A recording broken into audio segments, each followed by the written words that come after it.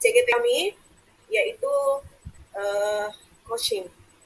Sebelum kami melakukan aksi kami akan memperkenalkan diri. Saya Ibu Iswarti Ismail, CGP dari Kota Makassar. Silakan Ibu. Saya Ibu Astuti Rahman dari Kota Makassar. Saya Siti Nuriati R dari Kota Makassar. Baiklah, kami akan melakukan aksi nyata kami di tugas coaching ini. Yang pertama, kami akan melakukan kasus perang dengan pengarang. Saya akan bacakan versi kasus pertama. Anda memperhatikan seorang murid yang tidak mau kerjasama dengan teman-temannya. Dia selalu memilih alasan seperti tidak cocok dengan teman-temannya atau dengan alasan dia memilih bekerja sendiri dan mengumpulkan tugasnya sendiri. Hasil yang dikumpulkan secara mandiri itu selalu bagus. Bagaimana Anda menyikapi hal ini? Penyelesaian kasus dengan model Tirta. Selamat pagi, Ida. Apa kabarmu hari ini? Selamat pagi, Bu. Alhamdulillah saya baik, Bu. Terima kasih, Naida. Wajahmu ini berseri dan makin cantik. Ya, sama Bu. Ibu juga sangat anggun. Oh ya? Ibu katanya kamu tidak mau gabung dengan teman. Kenapa begitu? Iya, Bu. Saya memang tidak suka belajar kelompok. Wah, apa yang ingin kamu capai dalam pembelajaran kali ini, Ida? Iya, Bu. Saya lebih senang mengerjakan tugas secara individu dan kita bersama-sama. Dengan mengerjakan tugas secara individu, saya bisa menyelesaikan tugas sesuai dengan harapan saya. Dan saya yakin akan mendapat hasil yang memuaskan. Oh, ternyata kamu anak yang mandiri ya? Tapi kenapa kamu berpikir kalau kamu mengerjakan tugas sendiri itu tanpa hasil dan nilaimu akan selalu bagus? Iya dong, Bu. Dengan bekerja sendiri, tentunya saya pasti akan hasil. Karena bisa mengerjakan semuanya tanpa bantuan orang lain. Saya bisa menyelesaikan tugas dengan cepat, tanpa harus menunggu dan melibatkan orang lain. Oh, begitu. Jadi menurut kamu, apa namanya kamu akan hidup sendiri ya, tanpa bantuan orang lain? Tidak lah, Bu. Tidak seperti itu. Tapi saya kesulitan belajar saat diskusi kelompok. Itu kamu pintar. Ingat ya, Nak, kita ini adalah manusia. Sehebat apapun suatu saat, pasti kita akan membutuhkan orang lain sebagai makhluk sosial. Dan dasarnya hidup itu harus kepentingan dan tolong menolong dengan orang lain. Jadi ya, suatu saat kamu pasti membutuhkan orang lain. Apakah kamu yakin tidak membutuhkan teman untuk berdiskusi kelompok? Tidak lah, Bu. Tapi kesulitan pada berkelompok itu selalu ada. Oh, kalau begitu, coba kamu ceritakan apa kesulitan kamu dalam berdiskusi kelompok. Sampai kamu memutuskan untuk mandiri. Banyak sekali, Bu. Yang pertama, dalam menyelesaikan tugas kelompok, saya tidak bisa menyelesaikan waktu untuk bertemu. Kemudian ada perbedaan pendapat dan beberapa teman tidak mau menerima pendapat saya. Ada juga teman yang tidak tahu apa mereka lakukan pada tugas yang diberi itu. Oh, jadi permasalahannya itu ya. Jadi saat mengatur waktu kelompokmu itu siapa yang menentukan? Saya, dan biasanya saya ngotot kepada mereka untuk mengikuti jadwal tersebut. Dan akhirnya tidak jadi kesepakatan. Ya, akhirnya bubar deh.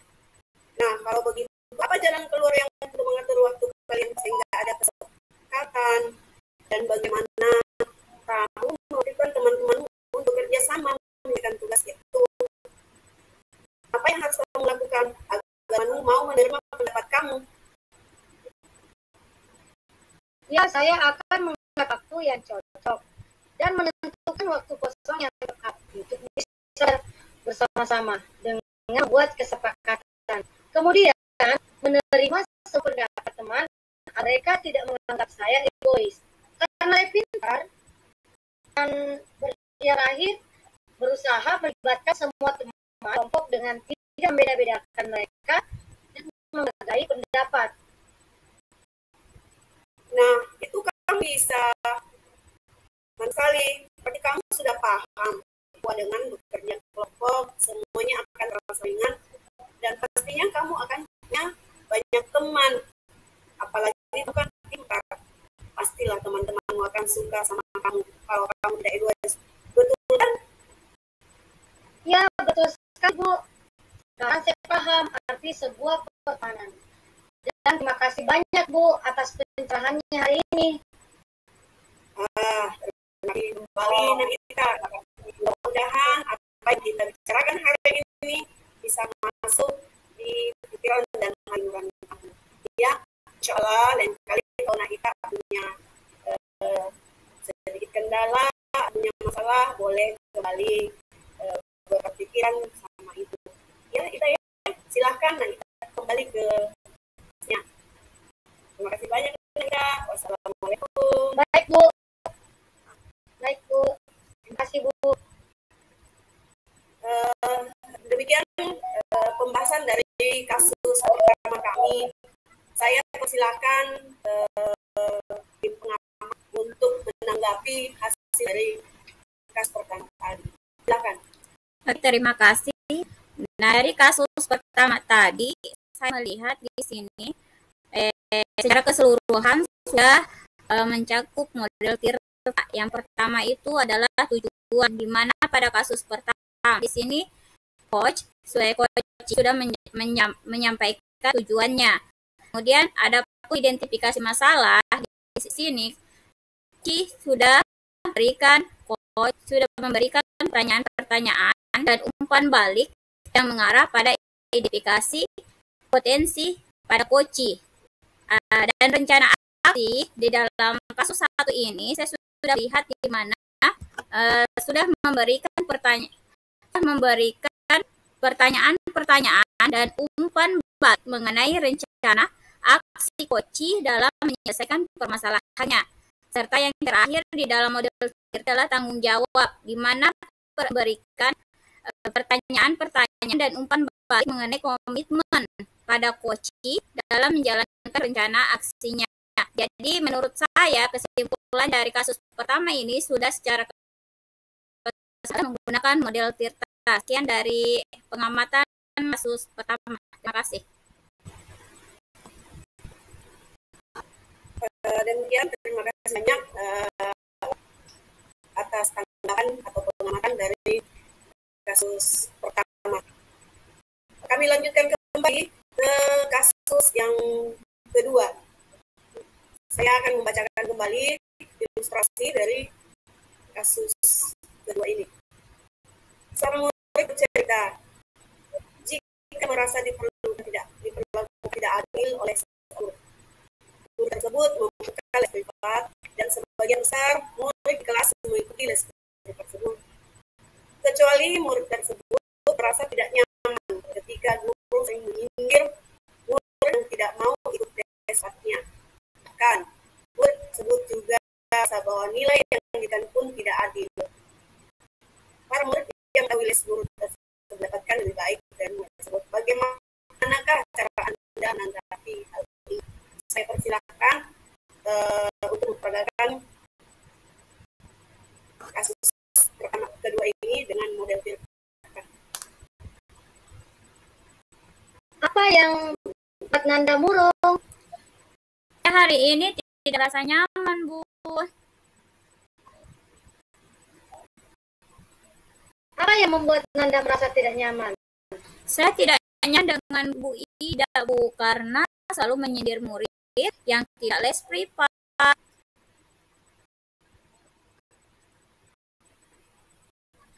Apa tujuan Ananda bercerita sama saya? Saya minta pendapat dari Ibu yang sedang saya hadapi, Bu.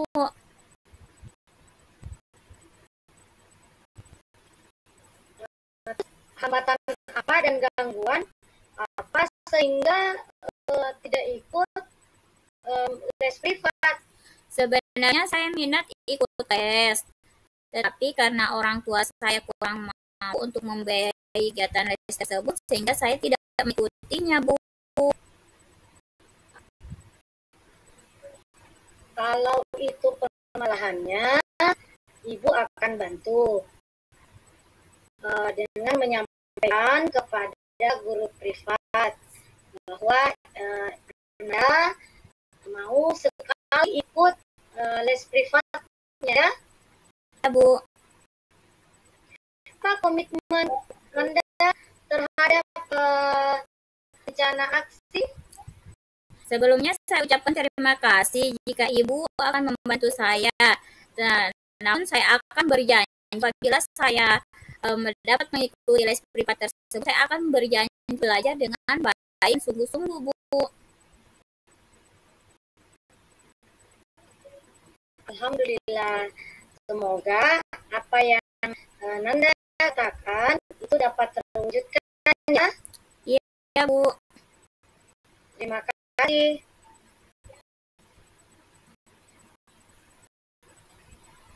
Saya kembalikan ke teman. Oke, kemudian ilustrasi dari kasus kedua.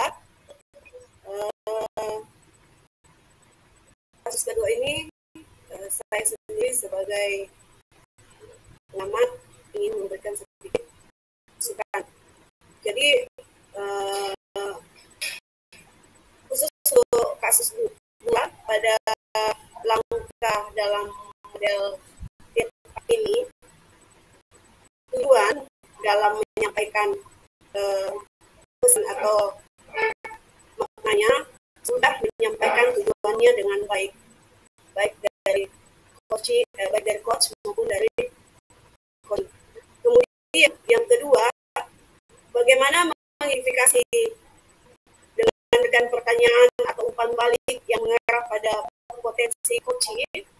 Ini juga sudah mengarah pada mengidentifikasi masalah yang diangkat dari coach maupun coaching.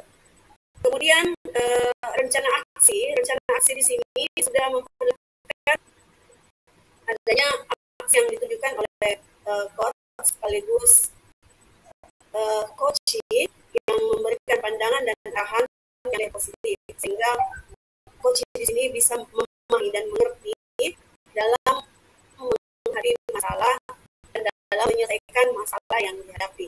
Kemudian tanggung jawab. Di sini pertanyaan dan umpan balik sangat terlihat jelas pada dan pertanyaan penting dari untuk memancing dan memberikan solusi masalah. Kita memberikan komitmen untuk mau melakukan hal yang menjadi kendala atau hambatannya. Saya rasa seperti itu hasil pengamatan saya dari ilustrasi kasus kedua ini. Nah, sekarang kami lanjutkan pada kasus yang ketiga. Saya akan bacakan kembali ilustrasinya.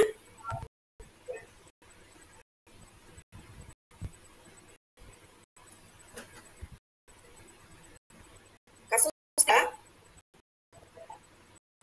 rekan Anda bercerita jika dia baru saja mendapatkan teguran dari kepala sekolah yang dari laporan dari pengawal sekolah yang melakukan supervisi saat mengajar. Pengawal sekolah yang melakukan supervisi tampak keberatan ketika rekan Anda mengajar dalam buku teks. Rekan Anda mengajar dengan memanfaatkan sumber-sumber belajar lainnya. Ketika diingatkan pengawas tersebut, kan Anda menyampaikan jika ia tetap mengacu pada kurikulum walaupun tidak menggunakan buku teks. Pengawas nampaknya tersinggung dan memberikan laporan tentang itu kepada kepala. Bagaimana Anda menyikapinya? Silakan. Kayaknya kita Kak Is.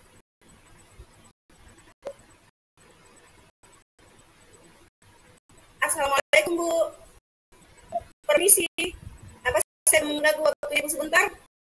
Waalaikumsalam Bu. Ibu Inna, tumben mencari saya. Ada apa ya Bu?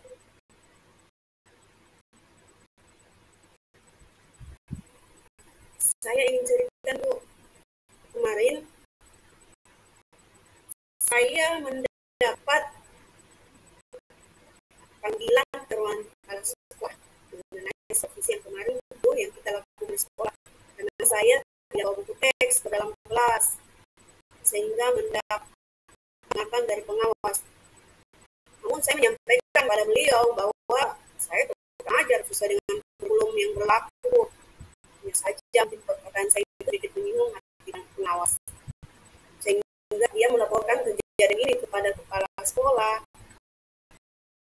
Nah, kalau begitu, rencana apa yang akan Ibu lakukan pada hari ini?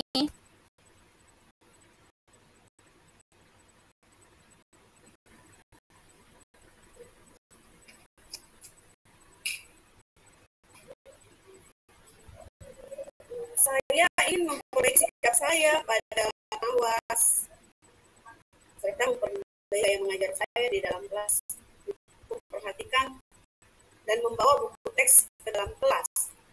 Jadi, kalau seperti itu, hambatan apa yang dapat menghalangi Ibu dalam mencapai tujuan tersebut? Sebenarnya saya memiliki buku teks, hanya saja tidak berfungsi yang sama dengan absen saya. Jadinya jika buru-buru saya sering melupakannya. Kira-kira apa rencana Ibu untuk menindaklanjuti hal tersebut? Hal yang pertama yang ingin saya lakukan mengatasi sikap saya dengan cara memindahkan buku teks saya ke tempat yang sama dengan yang saya simpan. Kemudian hal ini karena saya tidak melakukan absen ketika ke dalam kelas, sehingga membuat saya selalu membawa buku teks. Selain itu ada Wati yang selalu mengingatkan saya untuk membawa absen tersebut. Jadi, melaksanakan rencana tersebut, kira-kira apa komitmen yang Ibu harus miliki? Saya harus berkomitmen terhadap diri sendiri untuk selalu jadi guru yang lebih baik lagi, sehingga saya harus memperbaiki kesalahan serta mau berubah menjadi lebih baik dengan cara tidak melupakan buku teks ketika masuk di dalam kelas. Jadi, kira-kira siapa apa yang bisa membantu Ibu untuk menjaga komitmen tersebut? Murid saya yang dapat memotivasi saya, rekan saya yang selalu mengingatkan saya. Nah, kalau begitu dari percakapan kita, apakah Ibu sudah dapat memahami ada kasus yang sedang Ibu hadapi?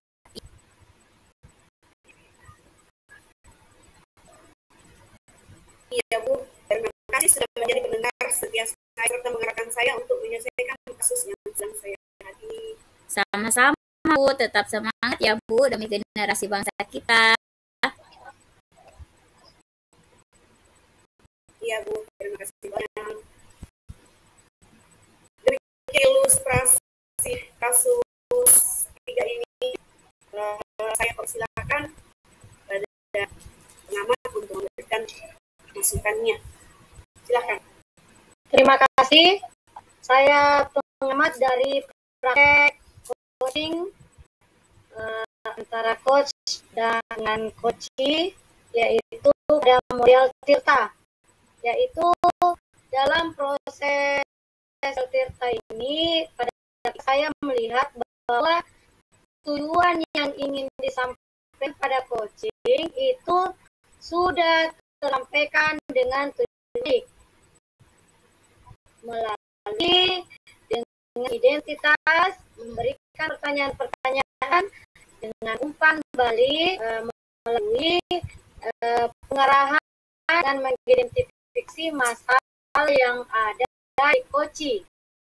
Begitu rencana aksi, ada rencana aksi yang dilihatkan oleh coach dan sekaligus memberikan dan arahan yang bernilai positif sehingga coach bisa paham dan mengerti dalam. Begitu pula dengan tanggung jawab. Pertanyaan dan umpan balik terlihat jelas dengan percakapan dan coach Pat salah serta memberikan komitmen untuk melakukan hal-hal yang menjadi kendala atau hambatannya. Demikian dari paparan pengamat dari kasus 3. Silakan. Terima kasih banyak pada pengamat. Demikianlah ilustrasi tugas ini CGP mulai dari tugas pertama sampai tugas ketiga. Kami bisa menyelesaikan dengan baik. Semoga apa yang kami lakukan ini bisa menjadi acuan kami sendiri bertiga maupun rekan-rekan sejawat CGP. Terima kasih banyak. Wassalamualaikum warahmatullahi wabarakatuh. Waalaikumsalam warahmatullahi wabarakatuh. Waalaikumsalam warahmatullahi wabarakatuh.